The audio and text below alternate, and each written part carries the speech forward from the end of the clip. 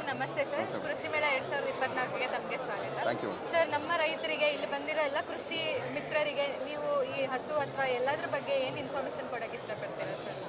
Ma'am, ನನ್ನ ಹೆಸರು ಸಂದೀಪ್ ಅಂತ. ನಾನು ಬೇಸಿಕಲಿ ಹಾಸನ ಡಿಸ್ಟಿಕ್ಕವನು, ಚನ್ನರಾಯಪಟ್ಟಣ ತಾಲೂಕು ಹಿರಿಸೇವೆ ಹೋಬಳಿ. ಹಿರಿಸೇವೆಯಲ್ಲಿ ನಮ್ಮದು ಫಾರ್ಮ್ ಇದೆ. ಸೊ ನಾವು ಒಂದು ಕೃಷಿ ಟೆಂಪಲ್ ಆಫ್ ಆಯಿಲ್ಸ್ ಅಂತ ಒಂದು ಆರ್ಗ್ಯಾನಿಕ್ ಫಾರ್ಮಿಂಗ್ ಇಟ್ಕೊಂಡಿದ್ದೀವಿ. ಆಯಿಲ್ನ ಎಕ್ಸ್ಟ್ರಾಕ್ಟ್ ಮಾಡ್ತೀವಿ. ಲೈಕ್ ನಮ್ಮ ಪೂರ್ವಜರು ಯಾವ ಥರ ಆಯಿಲ್ ಎಕ್ಸ್ಟ್ರಾಕ್ಟ್ ಮಾಡ್ತಾಯಿದ್ರು ಆ ಥರ ಎತ್ತಲ್ಲಿ ಗಾಣ ಮಾಡಿ ಪ್ಯೂರಾಗಿ ಆರ್ಗ್ಯಾನಿಕ್ ಆಯಿಲ್ ತೆಗಿತೀವಿ. ಸೊ ಕೃಷಿ ಮೇಳಕ್ಕೆ ಆಫರ್ ಬಂತು. ನಮ್ಮ ಎಚ್ ಒ ಡಿ ಸರ್ ಒಬ್ಬರು ಆನಂದ್ ಸರು ನನಗೆ ಕಾಲ್ ಮಾಡಿದ್ರು, ಈ ಥರ ಇದೆ ಅಂತ. ಅವ್ರು ನನಗೆ ಒಂದು ಫಾರ್ಮ್ ಫಿಲ್ ಮಾಡಿ ಅಂತ ಹೇಳಿದ್ರು. ಫಾರ್ಮ್ ಫಿಲ್ ಮಾಡಿ ಕೃಷಿ ಮೇಳಕ್ಕೆ ಬಂದೆ. ಸೊ ನನಗೆ ಇದು ಹೊಸ ಅನುಭವ. ಕೃಷಿ ಮೇಳ ಅನ್ನೋದು ನನಗೆ ಭಾರಿ ಖುಷಿ ಕೊಡ್ತಾ ಇದೆ.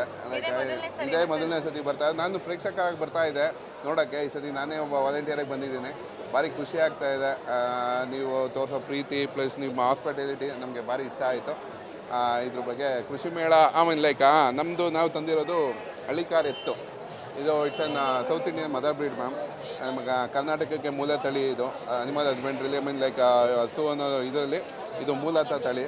ಸೊ ಇವತ್ತಿನ ಕಾಲದಲ್ಲಿ ನೀವು ಯಾವುದೋ ಸೀಮೆ ಹಸು, ಜರ್ಸಿ ಅದೆಲ್ಲ ಏನು ಹೇಳ್ತಾ ಇದ್ದೀರಾ, ಆ ಹಸುಗಳು ಅದೆಲ್ಲ ಮೂಲ ತಳಿ ಬಂದಿದೆ.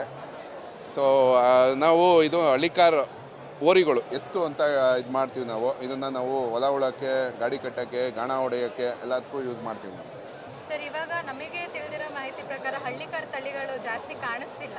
ಓಕೆ ಅದ್ರ ಬಗ್ಗೆ ನಿಮ್ಮದು ಏನು ಉದ್ದೇಶ ಸರ್? ಮ್ಯಾಮ್, ಅದ್ರ ಬಗ್ಗೆ ಏನು ಅಂದರೆ ಇವತ್ತು ಸೈನ್ಸ್ ಮುಂದುವರೆದಿದೆ. ತುಂಬ ಟೆಕ್ನಾಲಜಿ ಮುಂದುವರೆದಿರೋದ್ರಿಂದ ಇವತ್ತಿನ ದಿನದಲ್ಲಿ ಟ್ಯಾಕ್ಟ್ರು, JCB ಅನ್ನೋದು ಎಲ್ಲ ಪ್ಲೋಯಿಂಗಿಂದ ಹಿಡಿದು ಅಗ್ರಿಕಲ್ಚರ್ ಇದಕ್ಕೆ ತುಂಬ ಇದು ಮಾಡ್ತಾಯಿದ್ದಾರೆ. ಬಟ್ ನಮ್ಮ ತಿಳಿದ ಮಟ್ಟಿಗೆ ನೀವು ಆರ್ಗ್ಯಾನಿಕ್ ಫಾರ್ಮಿಂಗ್ ಮಾಡ್ತೀನಿ ಅಂದರೆ ನೀವು ಟ್ಯಾಕ್ಟ್ರು, JCBನ ಇಳಿಸೋದ್ರಿಂದ ನಿಮ್ಮ ಭೂ ಪರಿವರ್ತನೆ ನಿಮ್ಮ ಏನು ಎರೆಹುಳ ಅನ್ನೋದು ನಶಿಸಿ ಹೋಗ್ತಾ ಇದೆ. ಸೂಕ್ಷ್ಮ ಜೀವಿಗಳು ನಶಿಸಿ ಹೋಗ್ತಾ ಇದೆ.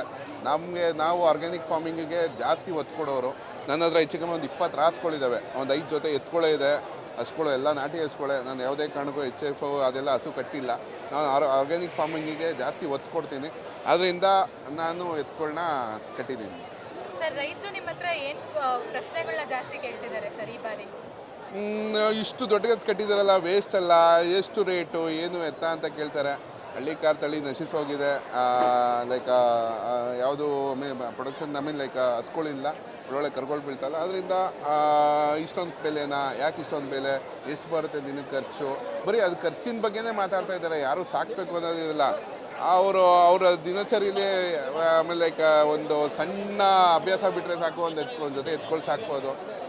ಮುಂಚಿನ ದಿನಗಳಲ್ಲಿ ರೈತರುಗಳು ಯಾವ ಥರ ಇದ್ದರು ಅಂದರೆ, ಒಂದು ಜೊತೆ ಮನೇಲಿ ಎತ್ತಿದ್ರೆ ಒಂದು ಆನೆ ಬಲ ಇದ್ದಂಗೆ.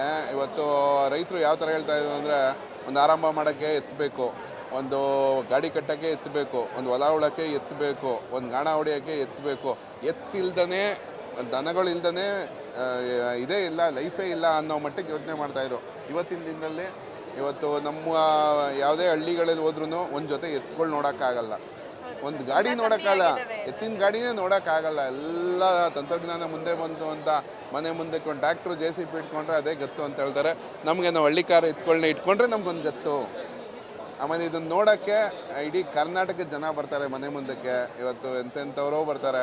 ಅದೊಂದು ಖುಷಿ. ನಾವೇನೋ ಬಸವಣ್ಣನ ಸಾಕ್ದಂಗೆ ನಮಗೆ ಫೀಲ್ ಆಗುತ್ತೆ. ಸರ್, ಕೊನೆಯದಾಗಿ ರೈತರಿಗೆ ನೀವೇನು ಸಲಹೆ ಕೊಡೋಕ್ಕೆ ಇಚ್ಛಿಸ್ತೀರಾ ಸರ್? ರೈತರಿಗೆ ಏನಂತ ಇನ್ನು ಏನು ಸಲಹೆ ಕೊಡ್ಬೋದು? ರೈತರು ಒಬ್ಬ ವಿಜ್ಞಾನಿಗಿಂತ ಮೇಲೆ, ಒಬ್ಬ ಸೈಂಟಿಸ್ಟ್ಗಿಂತ ಮೇಲೆ. ರೈತ ಅಂದರೆ ಅವನ ಲೆವೆಲ್ಲೇ ಬೇರೆ. ಬಟ್ ಸ್ಟಿಲ್ ಇವತ್ತಿನ ದಿನ ನೀವು ಅನಿಮಲ್ ಹಸ್ಬೆಂಡ್ರಿಗೆ ಒಂದು ಸ್ವಲ್ಪ ಜಾಸ್ತಿ ಪ್ರಾಮುಖ್ಯತೆ ಕೊಡಿ.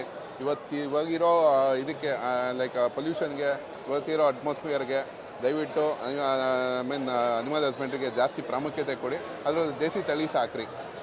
ನಮ್ಮ ಕರ್ನಾಟಕ ಜನಗಳಿಗೆ ಏನು ಹೇಳ್ತೀನಿ, Hallikar it's an South Indian mother breed. ನಮ್ಮ ಹಳ್ಳಿಕಾರ್ ಅಂದರೆ ನಮ್ಮ ತಾಯಿ ಬ್ರೀಡು. ನಮ್ಮ ಕರ್ನಾಟಕಕ್ಕೆ ಗತ್ತಿದ್ದಂಗೆ.